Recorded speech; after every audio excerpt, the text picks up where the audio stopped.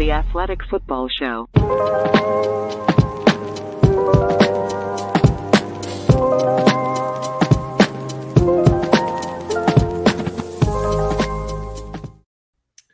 Welcome to the Athletic Football Show. I'm Robert Mays. Today is Wednesday, March 16th. Joining me today, it's my good friend Sheil Kapadia. Sheil, how you doing, buddy? I'm ready to go. I've got you. I've got an iPad here where I'm trying to look at the news. I know Marissa's gonna send us updates. I have a feeling something's gonna happen during the show. Something good, something big. So I'm ready to have our wild reactions go viral. So for those of you not watching live as we do this on video, I am at an Airbnb in Louisville, Kentucky, celebrating my brother's bachelor party for the rest of the week. And I was in the car prepping for this, and I was slacking Sheil. I was like, oh man, nothing's really happened yet. And then he's like, it was like such like an LOL, you jinxed it. And then the Chandler Jones signing happened, and then the news started to cascade. It's inevitable. It's always going to come in at random times. There's no way to account for this. I don't know how your brain is doing over the last 3 days. You have graded every single free agency signing for the Athletic over the last 72 hours. How are you feeling? Are you just mostly pudding up top right now? I've realized I'm kind of like, the NBA where it's like layups and 3-pointers. I feel like that is where I thrive with my analysis. Either I just need to fire off a take as soon as something happens, or I need like a week to do, all kinds of research and reporting and figure it out. So this is more the, just let it rip. I did the free agency stuff beforehand. I had thoughts on every player. I have thoughts on every team. So something gets announced. It's just like the first thing you think of, go ahead, type out a few paragraphs. I can change my mind later. No one will notice, so it's all good. So we're going to break down some of the signings that have happened over the past 24 hours. Obviously, news trickling in alluded to the Chandler Jones signing. There's been some other big names that have been on the move in the last couple hours. We'll talk about some of the broader big picture elements of this, some of the signings that you've liked as you've kind of thought about this in every single way from every single angle. Before we do any of that, though, I want to talk about the quarterback situation that has kind of crept up here over the last 12 to 24 hours. The Baker Mayfield response to the news leaking out that the Browns were interested in Deshaun Watson, that the Browns are meeting with Deshaun Watson. Obviously, this was going to be a sticky situation no matter what happened. And then he comes out and publicly responds to it in so many words with that statement that he put on social media yesterday. What do you make of what's happened here over the last day or so with the Browns, Baker Mayfield, Deshaun Watson, just everything about their situation at quarterback? Yeah, I mean, I felt like after that season ended that it was going to, it was pretty much going to be the end of the Baker Mayfield era in Cleveland. Now, I didn't know how it was happening. I thought maybe they'd buy time another year while they figured out their quarterback situation. Because as we've discussed here, it's great to say you got to have one of the guys, but it's not easy to just, you can't just go outside my window here and just get Patrick Mahomes, say, come in and play quarterback for us. So, and I think Andrew Berry and the decision makers in Cleveland knew that. So it was always going to be a delicate situation. I mean, they weren't going to extend him. That would have made no sense. He was going to be entering the final year of his deal, but now it's obviously escalated to the point where it feels like, I don't know, if you're asking me today, is he going to play another snap for the Cleveland Browns? I would say no. And so it certainly escalated a little bit. And now some of these other teams who might say, you know what, we could take a year of Baker Mayfield while we figure things out. They have another option, it looks like. And then, of course, the Browns, I mean, we'll see what happens with Deshaun Watson. But if that doesn't work out, now all of a sudden they've got to figure out what they're going to do. So it's kind of like another quarterback domino to fall, or it feels like half the league this offseason is in a spot where like, what is happening with their quarterback situation? And so now the Browns, rather than, maybe potentially being in that spot, it's like, all right, yep, they're there with the Colts and the Seahawks and whoever else you want to throw in there. So here's my read on the situation, based both on conversations I've had and just trying to read between the lines a little bit. Baker Mayfield at $18 million, when you consider the broader financial landscape of the position, is totally doable, right? You can justify keeping Baker Mayfield on your roster for $18 million. They've made no overtures to sign him. They've made no overtures to make sure that he's locked up on a long-term deal. I think that's telling. But for the short term, that's totally fine. if you look at the alternatives this offseason, how many true upgrades were there available? Guys that are clearly better than Baker Mayfield when you take into account salary, giving up an asset to go get that person. There aren't that many. Kirk Cousins is somewhat of a lateral move, and he's making $35 million in base salary. Jimmy Garoppolo would require an asset, and he's making more than $20 million. There aren't that many guys who are like, that guy's obviously better than Baker, and it's going to be worth the mess, right? That's something you have to take into account. Is this going to be worth the mess? That list was short. Aaron Rodgers, Russell Wilson was pretty much it. When the Deshaun Watson situation, the criminal case, and the grand jury decision came down on Friday, that adds another name to the list for some of these teams. When they traded for Amari Cooper on Saturday, that put off some alarm bells in my head. It's like, I think this is a sign that they could be involved in this Deshaun Watson thing. And now we know that they are. And you have to make a decision if you are the Browns in that moment. A lot of different decisions. Aside from all the different conversations you have to have about bringing Deshaun Watson into your franchise at this stage, which those conversations are important and they're real, you have to make a decision that we know this is probably going to get leaked out. We know that people are going to know that we're making a run at this. And our quarterback going to find out? Everybody's going to find out. Are we comfortable with whatever the fallout of that is going to be? And if the fallout is we have to move on from Baker Mayfield, is that something that we're okay with? And it seems like they made that calculation, and now we're here. That makes sense. I mean, there's no kind of smooth way to handle it. I mean, you can say, oh, they should have called Baker and told them they're just doing due diligence. I mean, if you're the quarterback, you're going to feel a certain type of way about it. At the same time, if you're the Browns, it's like, shoot, like, look in the mirror, Baker, you did not light it up for us last year. We both know that this hasn't been working out great, that we haven't signed you to an extension. Like, it's not a situation where they're all in on the quarterback and they've invested in him. And like, how could you even look in another direction? And so I think Mayfield has to sort of look at it honestly too, and say, I'm sure he's thinking I was playing injured or whatever last year, but he has to look at it and say, all right, I can sort of see, and it's easy for me to say. I mean, if I had the confidence of an NFL quarterback, I think it would be a lot more difficult. But, the people around him or whatever have to say, this isn't shocking. Like, let's be a professional. Let's see what happens here. We don't need to, speak out on this or anything like that. I mean, if they don't get Watson, maybe you're still back. If not, you're going somewhere else. Like, you have to figure out your future. So I could see it. I mean, he's a human being. I could see how you would think, you know what, shoot, they drafted me high. Net effort's never been an issue. I've played through injuries, and now they're going and trying to land this other quarterback when I'm still under contract. So I can see how you would be upset, but I do think you kind of have to take a step back, take a breath, and be like, this is kind of part of the whole deal. Yeah, I mean, like you said, there are only so many special quarterbacks out there as far as talent is concerned. And I know differentiating between the stuff as we talk about Deshaun Watson over the next couple of weeks and over the next couple of months forever is going to be something that we have to keep into account. But yes, when you think about, like you said with Baker, there are only so many of the guys at that small group, whatever your number is, 6, 8, 10, I don't know. The guys at that table, there's only a certain number of them. And if you don't have a pathway to one of the guys, Baker Mayfield is a totally acceptable solution. It's a totally acceptable way to approach your quarterback position. But if you do have a pathway to one of those guys, it's worth moving on from Baker Mayfield. And it seems like as a franchise, that's the calculus that the Browns made. And now he may be on the way out no matter what. If that relationship is broken, which it seems, I can totally understand why it would be. If you're Baker Mayfield, I'd be like, you know what? Fuck you. I'm done. I don't want to do this anymore. So with that in mind, if the Browns have gotten to a place where it seems like they're going to have to move on for Baker Mayfield no matter what, now what does the fallout look like? Deshaun Watson aside. For teams that could be interested in quarterback, for teams that might be looking at Baker Mayfield, what does your list look like? I mean, I've seen the Seahawks floated, and that one, I could see that one for sure. I mean, they don't have a great answer.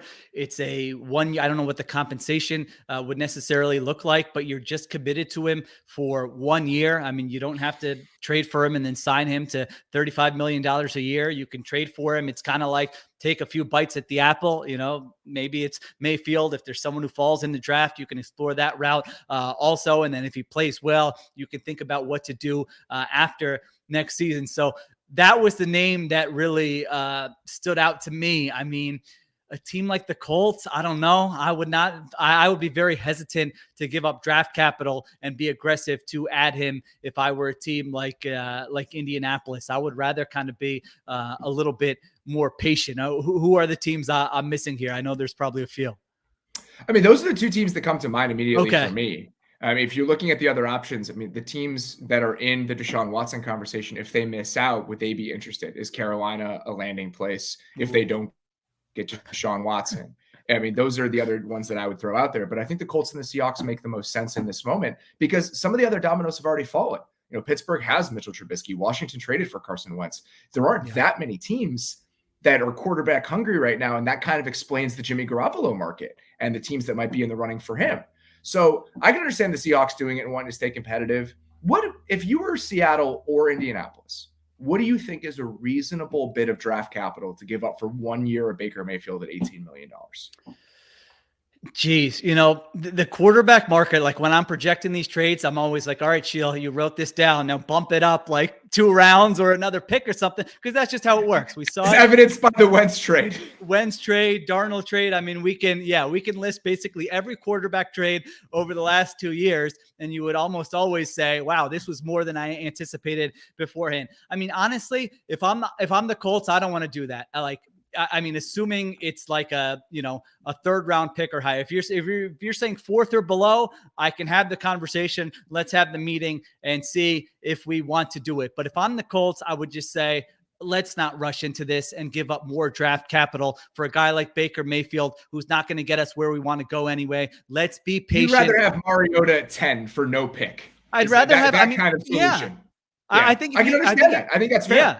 I think if you don't have a guy, you accumulate assets and be ready to pounce. I mean, especially in recent years, there's more of these opportunities. Russell Wilson, Matthew Stafford. We thought there was going to be one with Aaron Rodgers, but maybe we're sitting here next year and we're saying who's going to trade for Kyler Murray. I don't know. Maybe there's a mystery quarterback out there, and so you want to be ready. I think the Browns, this is going to be their philosophy too. You want to be ready to pounce when the opportunity presents itself, and then you want to look in the draft. I mean, don't be shy.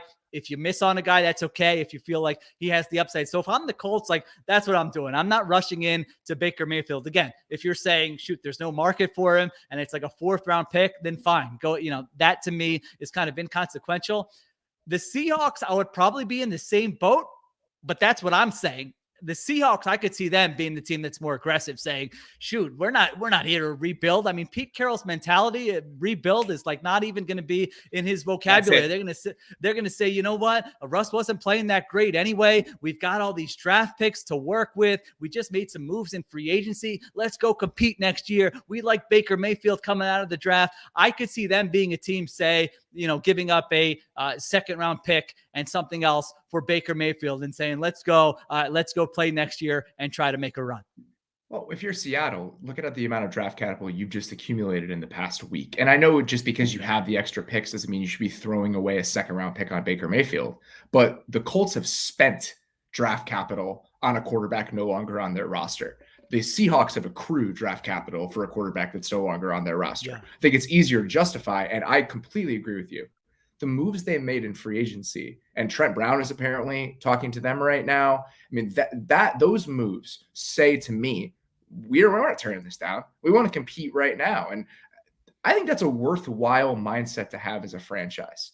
Even if it puts you in a no man's land that's a little bit unattractive, I can understand if you're Pete Carroll and saying, this is the way we approach this year. This is the standard. And to achieve a version of that standard for a 3rd round pick and only $18 million of starting quarterback for a guy that was picked number 1 overall. And even if he struggled last year, has had his moments. He's a functional NFL quarterback. Yeah. He is much, much better than Drew Lock. I think that can solve a lot of problems and check a lot of boxes if you are Seattle specifically. And I can just see them having the conversations about, we're going to get it. Yeah, he's going to have a chip on his shoulder. They were down on him in Cleveland. They love, that is part of their scouting philosophy, is finding those guys who are going to be a little bit, out there with an edge, with something to prove. They can say, hey, we're going to have DK Metcalf and Tyler Lockett. He's going to have good wide receivers. Now, to me, I mean, I look at that Seahawks roster and I know they're making some moves here in free agency. If you just remove quarterback from every roster in the NFL, Like, that's a bad roster. I know they're making It's some not moves good. here. I mean, they've got Trent Brown. I mean, you said Trent Brown. They've got no answer, like premium positions, offensive tackle, cornerback, edge rusher. I mean, Uchenna Nwosu is a nice player. He's not striking fear into the heart of offensive coordinators on Tuesday as they game plan for your defense. So, I wonder if they'll overrate their roster a little bit and say, we can still compete right now. Like, to me, Baker Mayfield going there, the offensive line's not going to be as good. The wide receivers will be a little bit better. They're going to be very run heavy.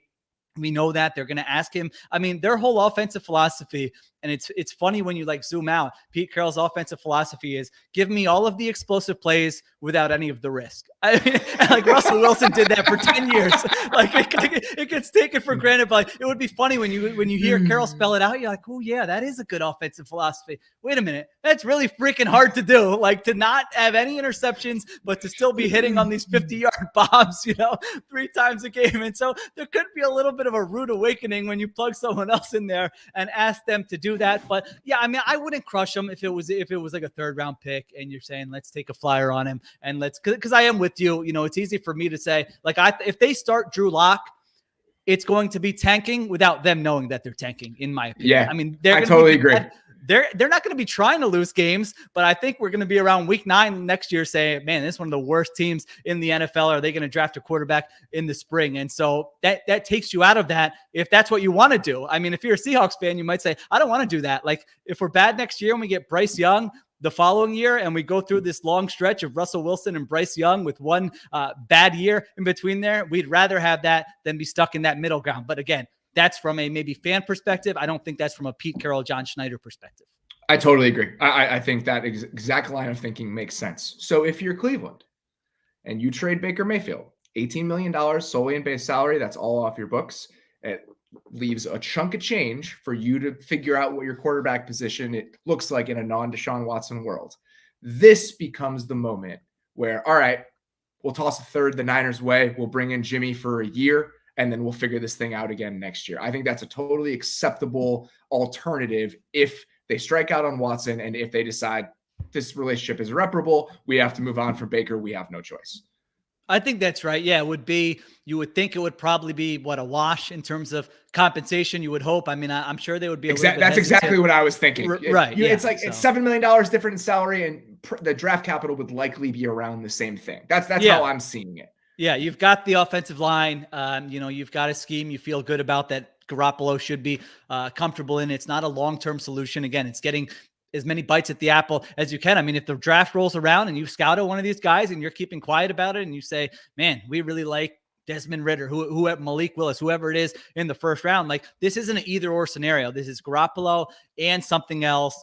Don't force it. And by the way, let's keep our eyes out next offseason and see who we can get. I mean, I wonder if the Browns were on Russell Wilson's list or if, how much they explored that situation, because just when you're looking at the roster, I can see them being like, man, we have a lot of night. We've got, maybe the best defensive player in the NFL in his prime. We've got a very good offensive line. We just traded for Amari Cooper. Like, you can be patient, but you probably don't want to be too patient if you're the Browns, because you do have so many nice pieces there. You've got a coach, you've got a GM where you feel like, man, if we can just find that guy at some point in the next 12 months, we can really kind of make a big leap to where we want to go.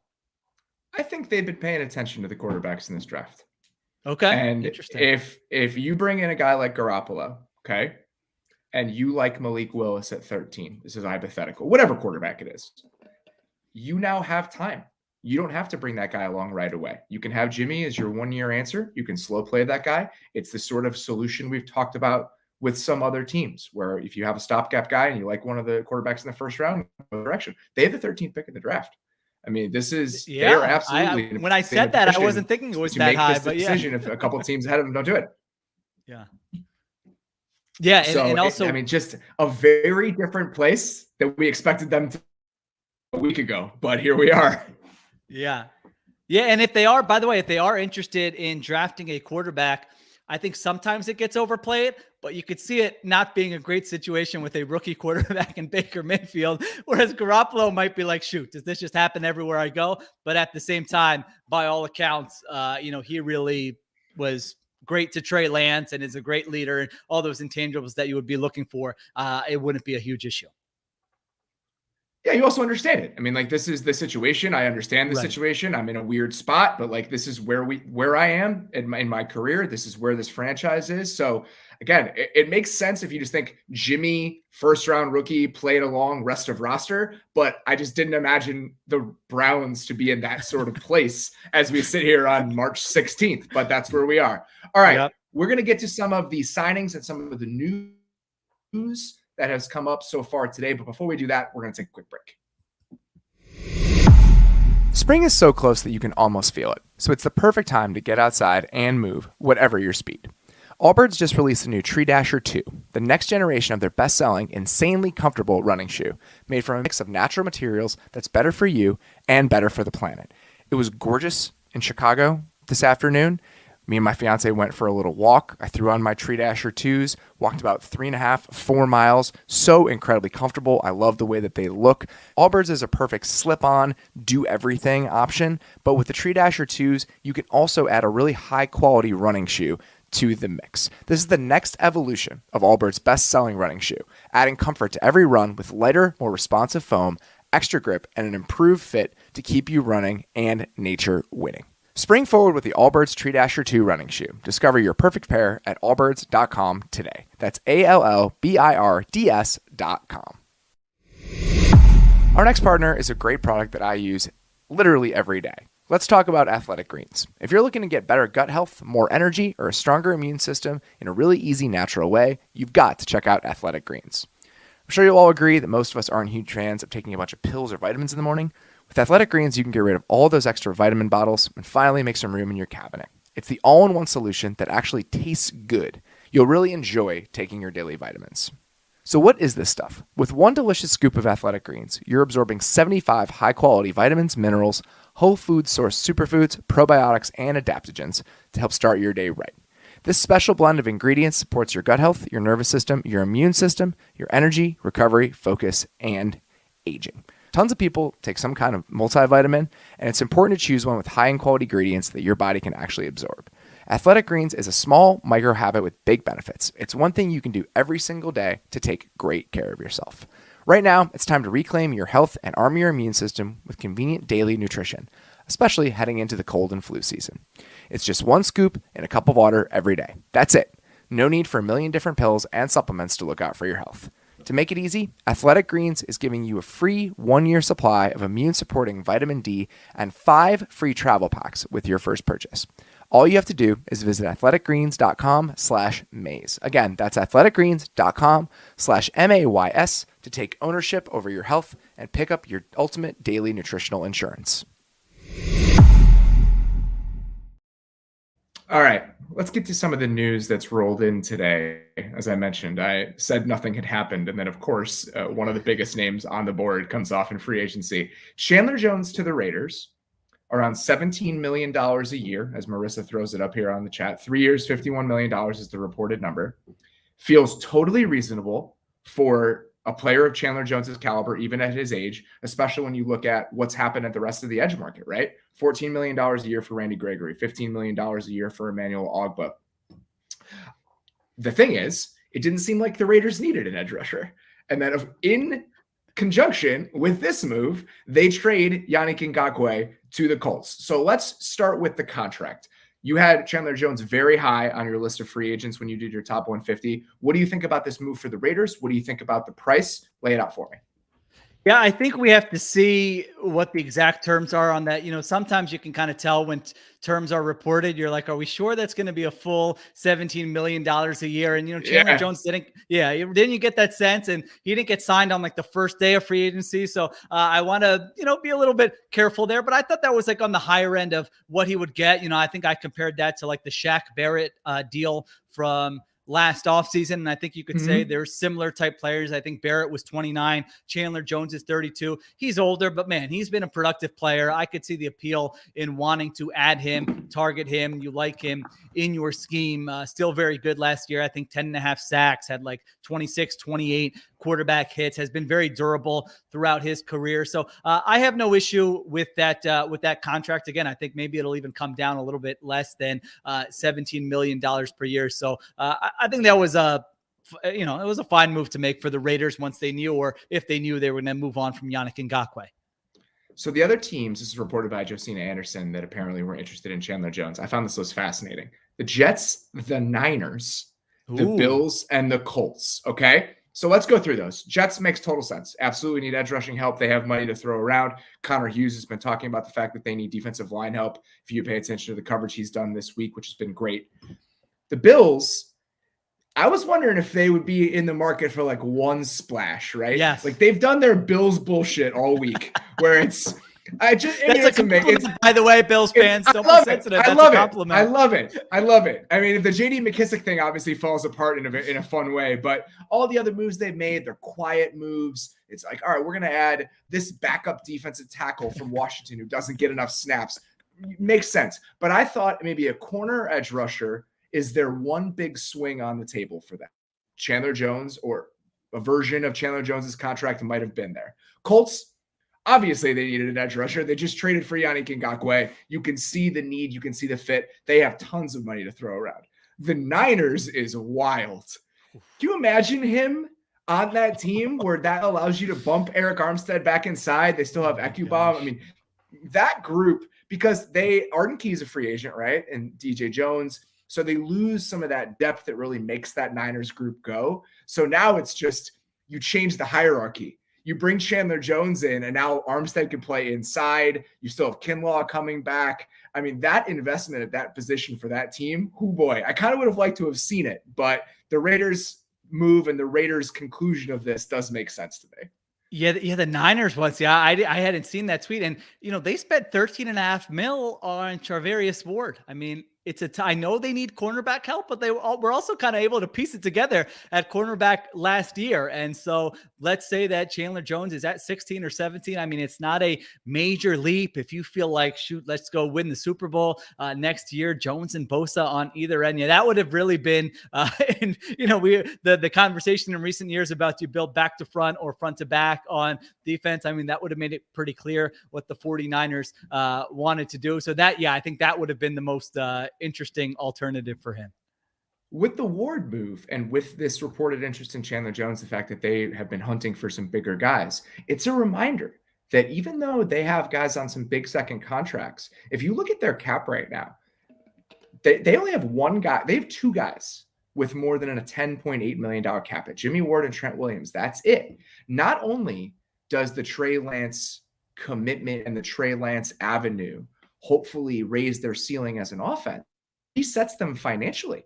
It puts them back on a rookie quarterback contract, which frees up some resources, allows them to go a couple different ways. So it's not necessarily surprising to see them being a little bit aggressive with some of these guys, just because they do have more cash than it might seem at first glance when you consider where they are as a franchise, their timeline, the amount of talent they have, all of those different considerations. So let's go to the Colts side of this. They trade for Yannick Ngakoue. They trade Rocky Sin to make that happen.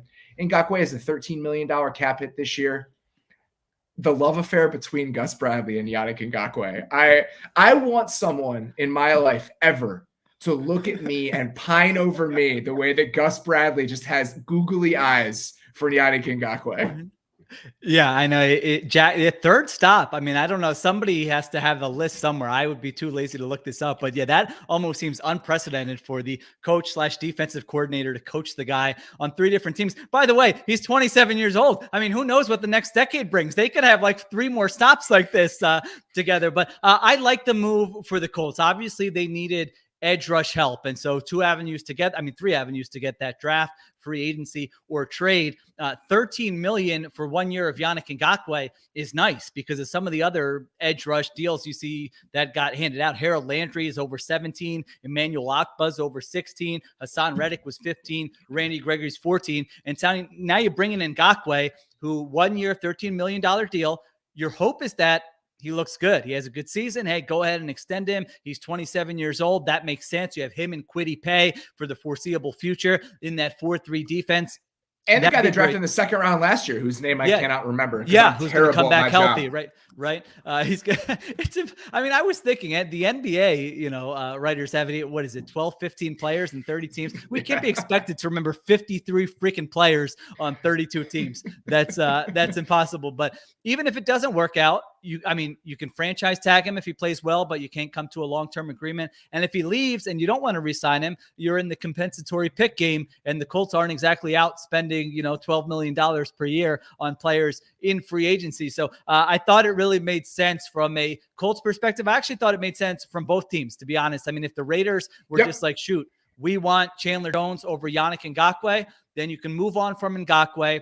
You bring in Rock Ya-Sin, who I think has been inconsistent through 3 years, but he cost $2.5 million this season. And so look at all the cornerback deals that have been out highly there. drafted. I mean, yeah, you can talk yourself into it, right? New surroundings. Can we get more out of him?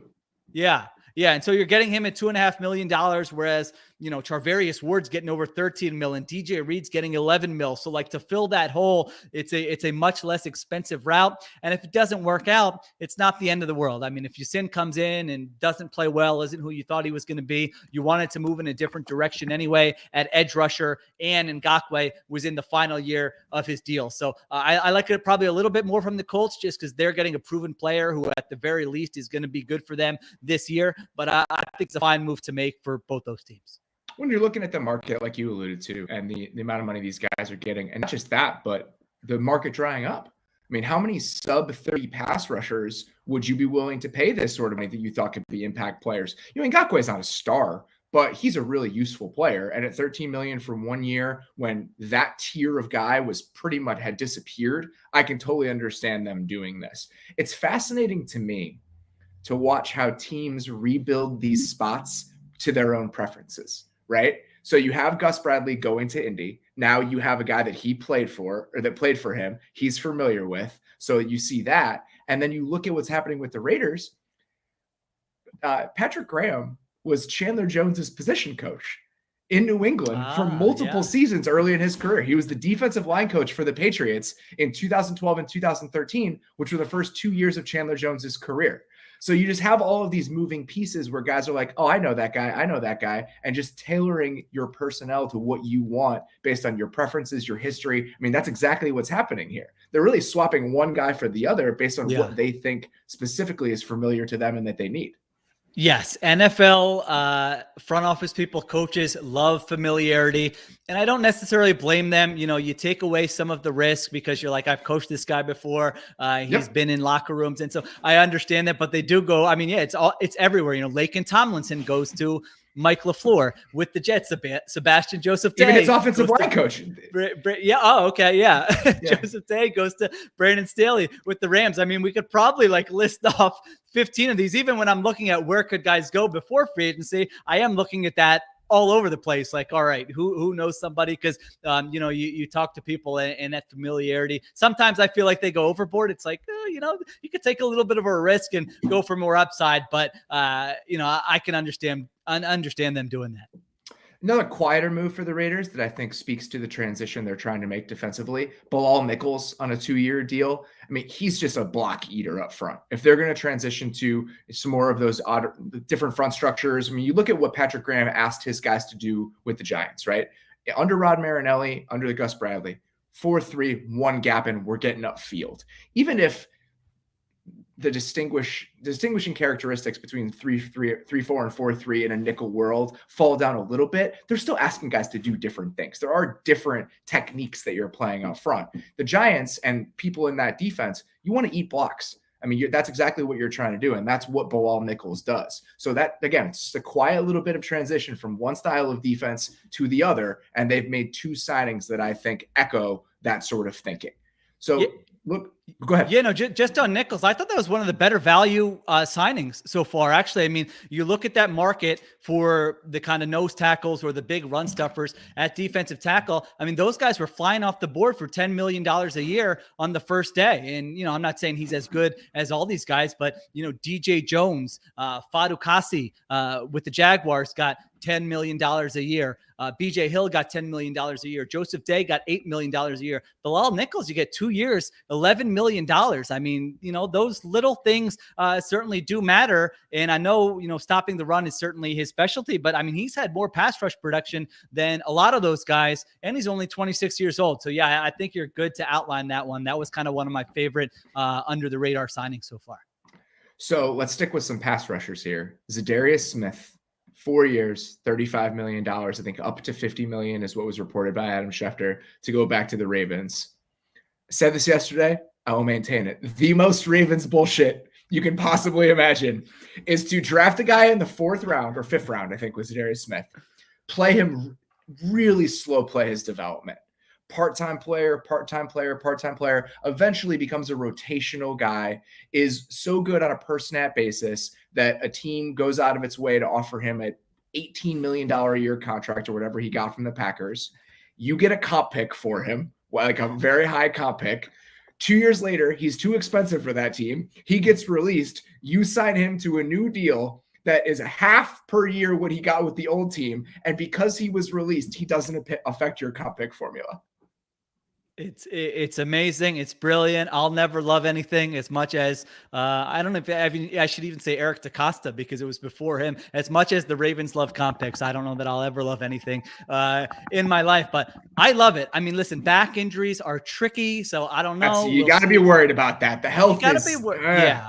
I know. Yeah. I hope he's healthy, because I mean, those 2 years with the Packers, I mean, he was I think one of the best defensive players in the NFL. Put his pass rush production against anybody else. I love the skill set. I love that he can line up on the edge. You can kind of make him in that joker role. He plays with like a tenacity and energy that I really love. So they've needed edge rush help. I mean, they just let edge rushers walk out the door. It's felt like year in and year out. Judon and Ngakoue, Zadarius Smith, the list goes on, and they're just like, yeah, don't worry, we'll find another guy. And I think they did with Odafe Owe, might make like a monster leap next year. And now if Zadarius Smith, even if for that price you mentioned, would you say 4 years, $35 million up to 50, I assume, with incentives. So I mean, yeah. So I mean, and if he's great, whatever, that's $12 million a year. Yeah. That's how it's outstanding. So he doesn't need to be the guy he was with the Packers. If he's like a starting caliber, edge player for you, that's going to end up being good value. And like you mentioned, it doesn't count against the comp pick formula. So yeah, that to me,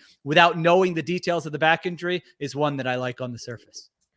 So you look at the moves the Ravens have made. Okay, Marcus Williams is a splash move, but I think both of us like him as a player. I didn't mind that contract. Yeah. I don't know how you felt about it. It's expensive, but I don't think it was crazy when you consider what the safety market looks like. Yeah, I thought it was under what I was expecting. Actually, yeah. The top of the market is $17 million a year. Williams is in his mid-20s. He was franchise tagged last year. Harrison Smith, before last season, got over $16 million. He's 32 years old. I thought, man, open market, teams bidding. Marcus Williams or one of these safeties is going to get that. So to get him for 14, I actually thought, it is still a lot, but yeah, I thought that was excellent value. So you look at that. They signed Morgan Moses to a $5 million a year deal. If I were a team that desperately needed a right tackle, I absolutely would have paid that to Morgan Moses. And for the Ravens to lock that down, now you potentially have Ronnie Stanley coming back. You have Kevin Zeitler, who played into their comp pick nonsense last year after he was released by the Giants. They still have a hole at center, but you start to just get a sense of why this team is relevant all the time. Right? You look at the moves in totality and you think about, oh, that makes sense. And that makes sense. And you start to piece it all together. And we get to August 15th and it's like, oh shit, the Ravens have a pretty good roster. And this happens all the time. And it's hard not to appreciate the way that they approach this stuff. As you mentioned before, I'm doing all the grades for The Athletic. I was not expecting going into this that on the first 3 days of free agency, I would have given out 1A. And it would be to Ravens signing Morgan Moses. It's the best value deal there's been. A right tackle who's 31, who doesn't miss games and never gets hurt. Never gets hurt. All you those need guys is go for $8 million minimum. I need to know the backstory. How did they get him for 3 years, $15 million? If you're the Chargers, if you're one of these other teams, you're going, shoot, we should have been in on that. So yeah, I thought that was good. Patrick McCarry, who had played right tackle for them, he can play center. So it's like, yeah, that's right. Yeah. So there's more flexibility. Bradley Boseman, I'm surprised he's still out there.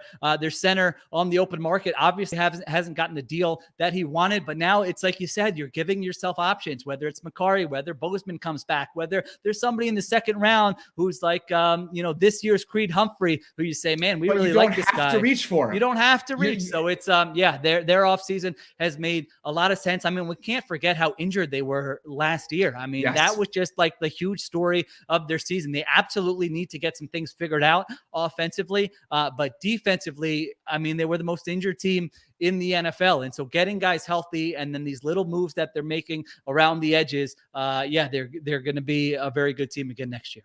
Even at tackle, though, they were hurt last year. And they were trying to figure out those spots, and they were bouncing Villanueva from one side to the other, and they had to plug in right tackles that they didn't want to play there. I mean, this team is going to be in better shape, much better shape when the season starts compared to where they were at the end of last season. It's a different roster. Like, we have to throw out what the second half of last season looked like for Baltimore as we talk about expectations, even if you take into account some of that unevenness when it comes to their offensive performance. All right. Speaking of some big names here, Julio Jones released by the Titans. Big yikes.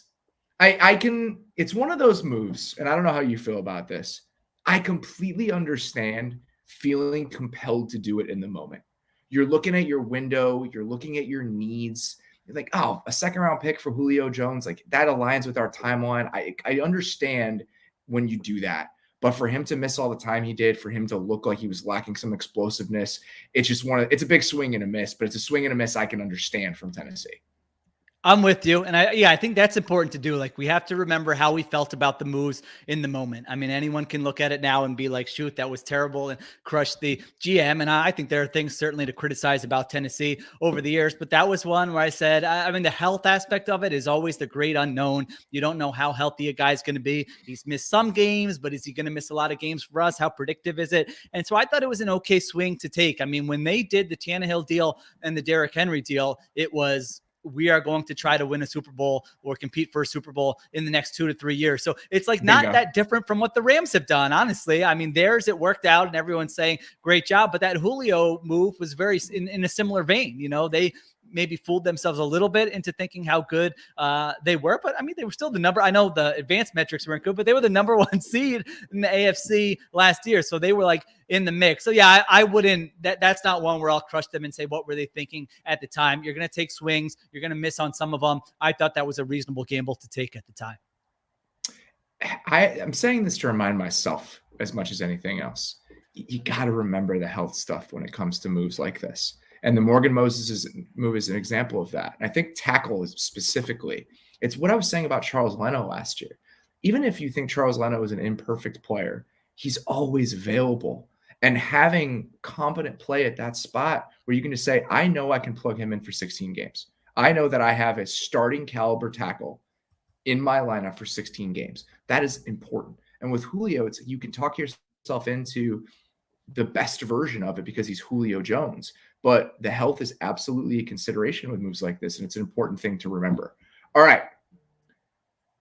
The Jacksonville Jaguars, it's a daily thing at this point. So I want to talk about this. So they signed Darius Williams to a 3-year, $39 million deal.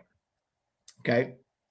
3 years 39 or is it 3 years 30? No, I think it was I think that was one of those inflated ones. It's 330 with a max of 39. So yeah, it's different than initially. Yeah. 330 is fine. Okay. Yeah. Now the league year is officially started. So teams don't have to pretend like this stuff isn't happening. In his press conference, Trent Baalke was talking about how Darius Williams can play inside and out. And he said, just watch him cover Christian Kirk. Do you think this is the problem? Do you think they're just watching like a certain set of games where all these guys are playing against each other?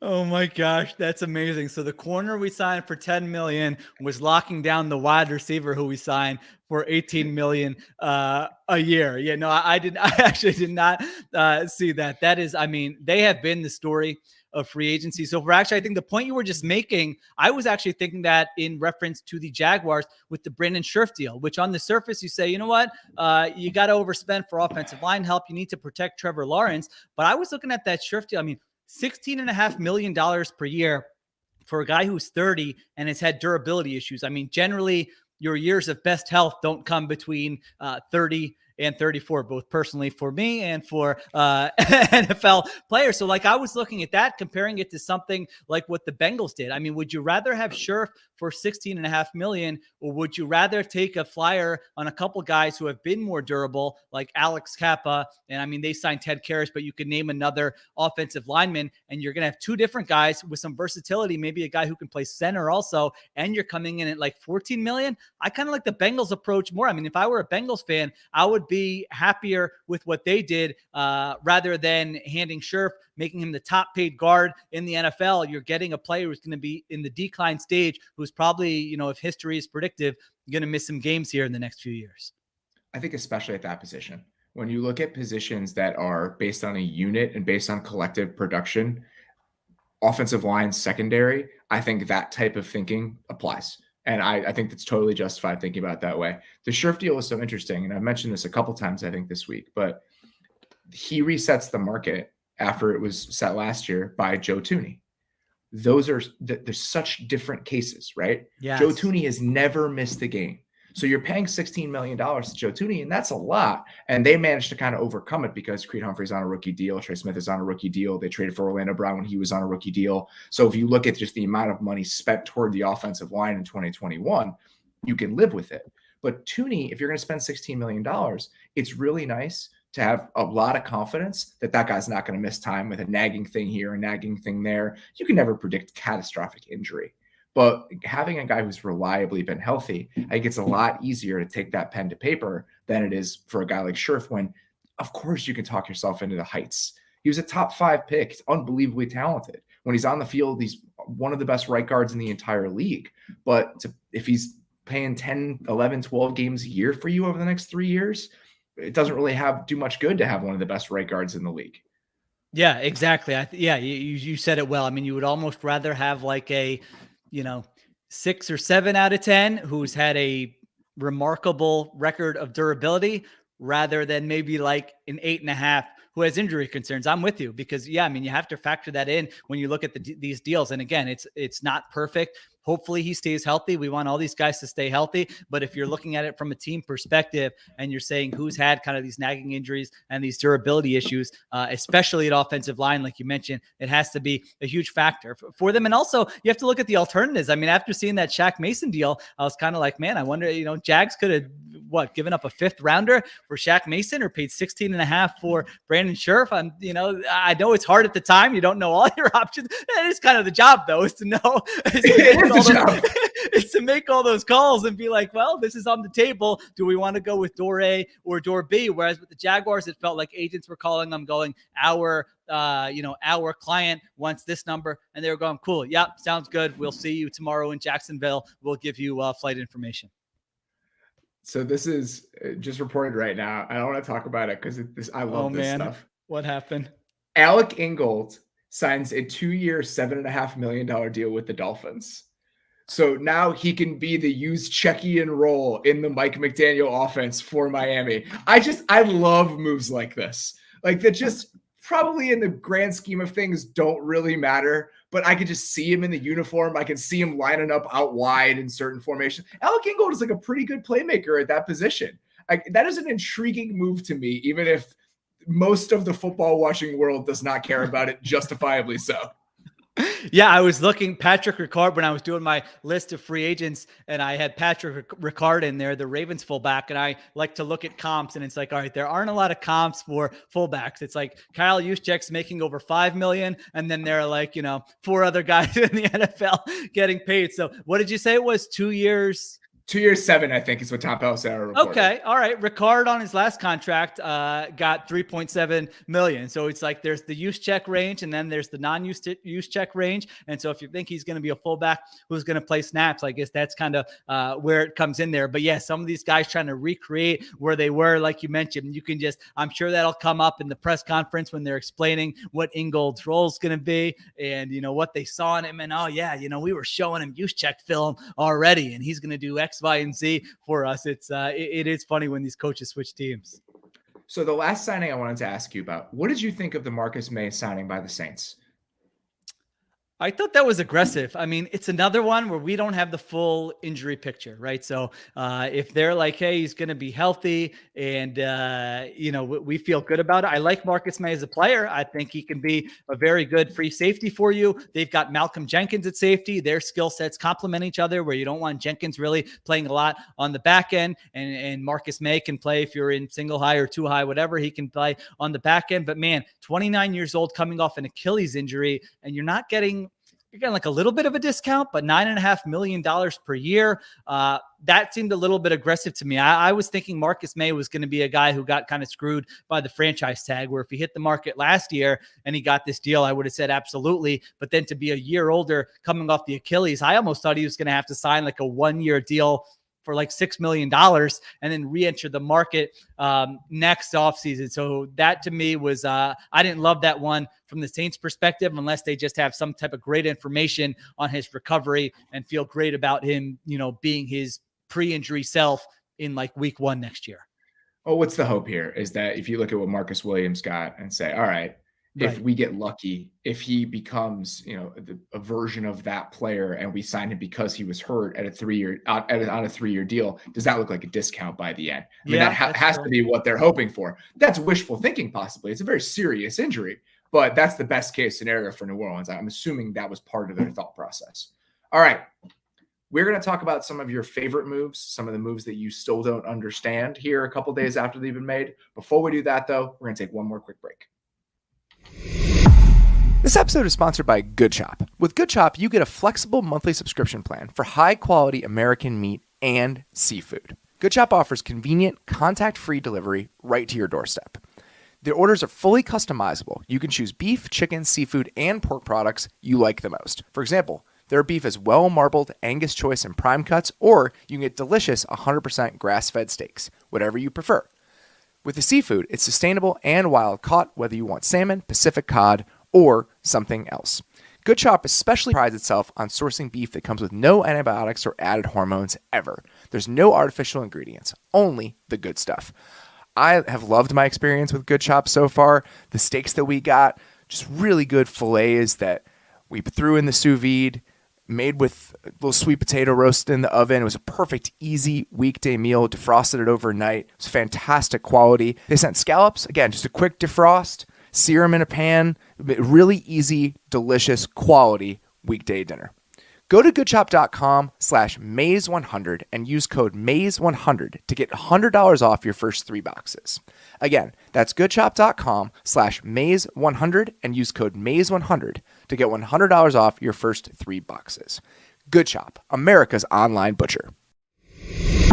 The beginning of a new year is a great time to finally start things, like diets, workout routines, or thinking about your financial future. Even if you don't plan on getting off your couch in 2022, you should at the very least do one responsible thing while you sit there. Check out wealthfront.com.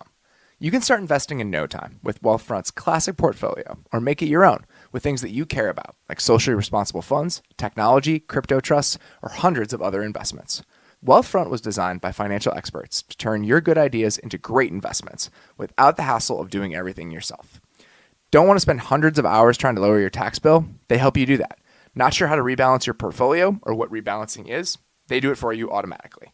Wealthfront is trusted with over $28 billion in assets, helping nearly 500,000 people build their wealth.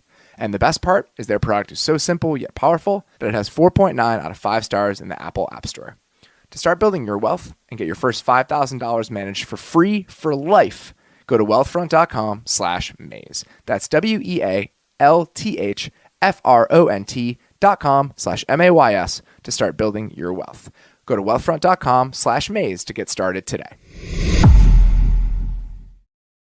All right, I want to run through a couple little superlatives here so far. Your brain has been locked into this in a way that very few humans have had to be over the last couple days. Yeah. And it's not healthy at all. But I do want to tap into it. So we're going to rapid fire here. Your favorite signing so far?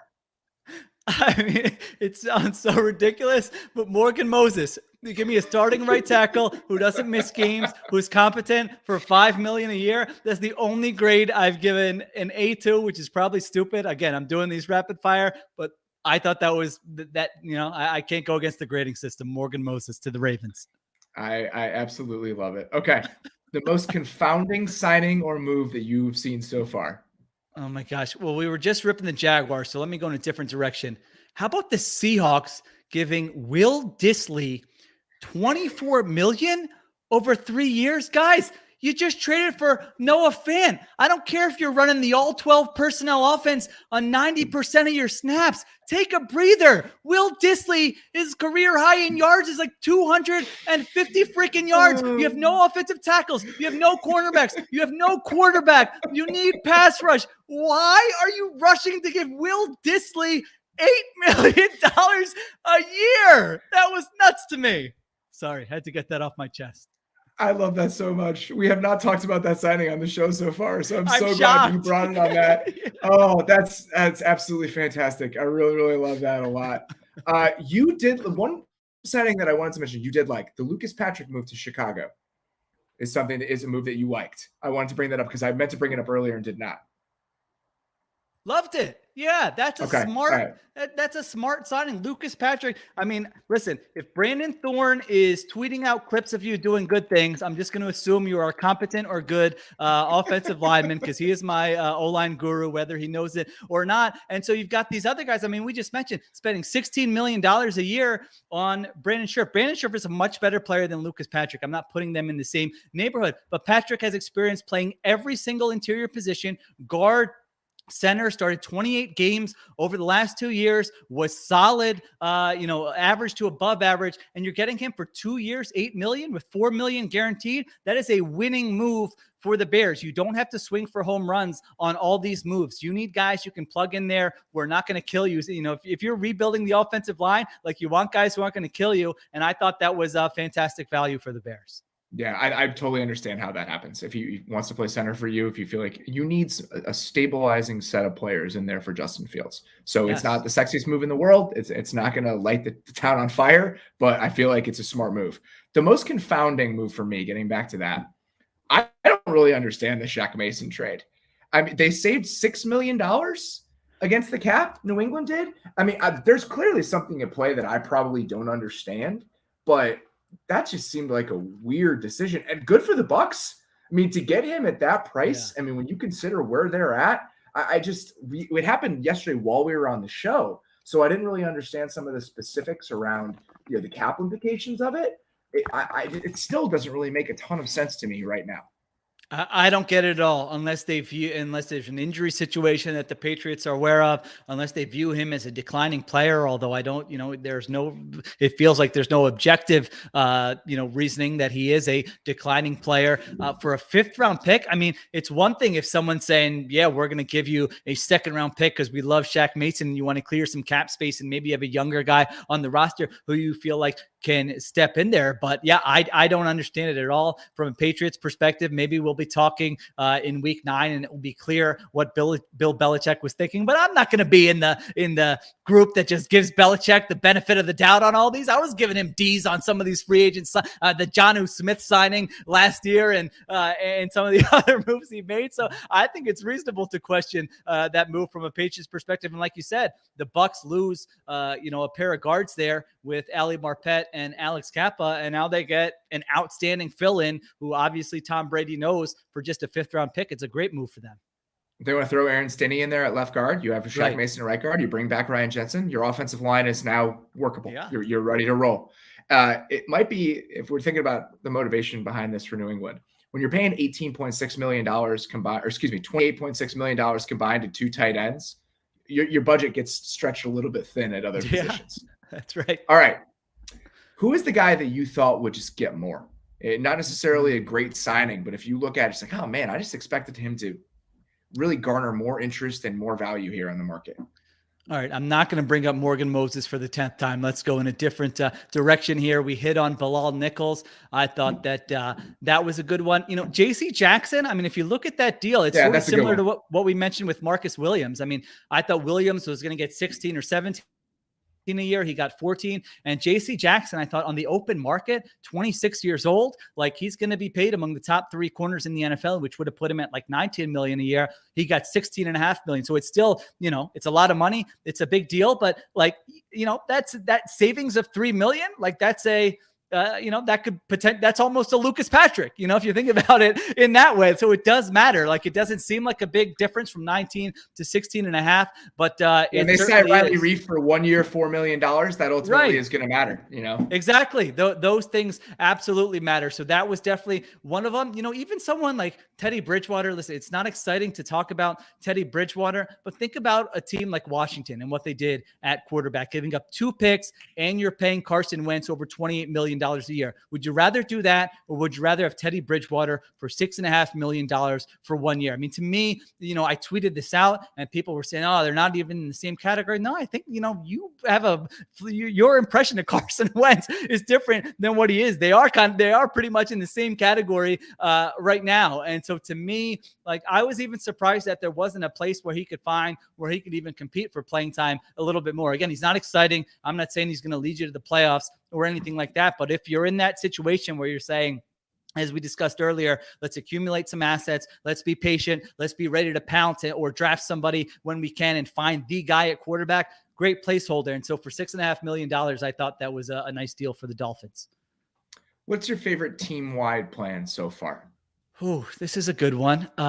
We talked about the Ravens. I like what the Ravens have done so far. The Chargers have done a nice job. I mean, it's really just, let's be aggressive and go for it. Our quarterback's awesome. Let's fill in some gaps. So I don't know that they're playing like, next level chess or anything. It's kind of like, let's spend this money. You play the game that's in front of you. That's all you can do. You can only play the game that's been presented to you. And that's what they're doing. Yeah, absolutely. So I like what they've done. I like what the Bengals have done. I mean, I thought BJ Hill was a good player for them. You lose Ogunjobi, and now maybe he can play a larger role for you. That's a reasonable price, $10 million a year. And like, they could have just signed 5 offensive linemen and not done anything else, and I would have said, great offseason. And they haven't totally gone all in there, but they did sign 2. Now you get me a tackle, maybe get someone in the draft. Now all of a sudden you have depth, you have flexibility. So that's one that I like. And, it's hard to look at the Jets and be like, they had a great offseason because, man, if they missed on Zach Wilson, let's be honest, it's not going to matter. Nothing else matters. But I do like the moves that they've made. I mean, Laken Tomlinson is in that category of, I'll overpay a little bit because this guy hasn't missed a game in 4 years and he knows the scheme. He doesn't have to be an all-pro, but I've plugged that hole and I'll overpay a little bit. DJ Reed is sort of a similar one. I mean, you could say $11 million, and that was higher than what I thought he would get at cornerback. But again, he's like a feisty, competitive player. He's 26 years old. You can talk yourself into some upside. CJ Uzama, I thought that was a good deal. He can be a solid all-around tight end for you, good locker room guy. And then Jordan Whitehead, I thought that could prove to be a nice value signing. I mean, he came in under some of these other safeties. You got him at around, $7.25 million a year compared to someone like Justin Reed got over $10 million a year. And so again, I don't know. I'm not telling you it's all going to work and the Jets are going to make the playoffs next year because they've had so many holes to fill and doesn't matter unless Wilson makes a leap. But I thought those were all reasonable moves for them. You look at those moves that the Jets made, the Tomlinson move, and that's a big contract. Like that's a pretty big one. But the other ones, when I was talking with Barmel last week, it was that kind of 3.5% to 5% of the cap. If that was a range where you typically find pretty decent value.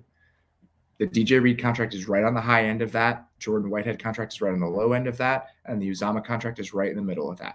Like that range they're hunting in, you got money to spend. It's not the Jags spending $18 million on Christian Kirk. I mean, it's different than that because you get DJ Reed and Jordan Whitehead for the price that it cost them to go get Christian Kirk. So if you're talent deficient and if you have a ton of space and you have all these needs, you're going to have to overpay a little bit, but you don't have to overpay a lot. There's still a way to have to live in free agency and not go crazy with it. And I think the Jets have been a good example of that. All right. Absolutely. That's all we got. Really appreciate the time, bud. I know you've had a really long week. It's a blast to do this with you every single time. Thank you, everybody, for listening. We will be back tomorrow with me and Nate. In the meantime, please rate and review the podcast on your podcast platform of choice. I would very much appreciate that. Please subscribe to The Athletic, theathletic.com/football show. You can go check out every single grade on every single free agent signing because that is what Sheil has been spending his week doing. I highly encourage you guys to go check that out. We'll be back tomorrow. Appreciate you guys listening. We'll talk to you soon.